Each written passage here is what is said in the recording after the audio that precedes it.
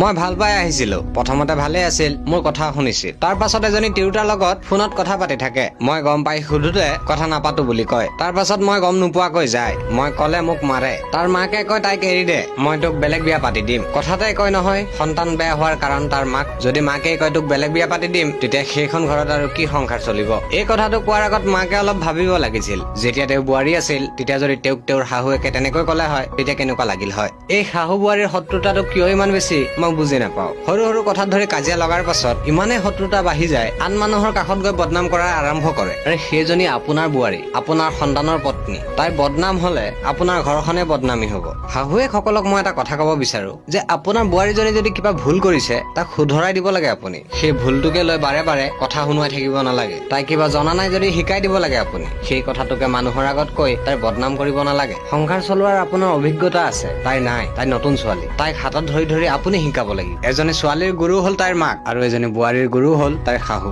আপুনি যেনেকুৱা ব্যৱহাৰ কৰিব, তাই তেনেকুৱা ব্যৱহাৰে শিকিব। আৰু এটা কথা, আজি আপোনাৰ ল'ৰাটোৱে পৰকীয়া প্ৰেম কৰিছে, আপুনি উঠাই দিছে। কালি যেতিয়া আপোনাৰ জোৱায়ে পৰকীয়া প্ৰেম কৰিব, তেতিয়া কি কৰিব? আজি আপোনাৰ ল'ৰাটোৱে পৰকীয়া প্ৰেম কৰিছে বাবে বোৱাৰীজনী বেয়া। কালি যেতিয়া জোৱায়ে পৰকীয়া প্ৰেম কৰিব, তেতিয়া জানো ছোৱালীজনীক বেয়া বুলি ক'ব পাৰিব? আপোনাৰ ছোৱালীজনী আপোনাৰ বাবে যেনেকুৱা, আপোনাৰ বোৱাৰীজনীও তাইৰ মাকৰ বাবে তেনেকুৱা। গতিকে নিজৰ বোৱাৰীজনীক অলপ মৰম দিবলৈ চেষ্টা কৰিব। ধন্যবাদ।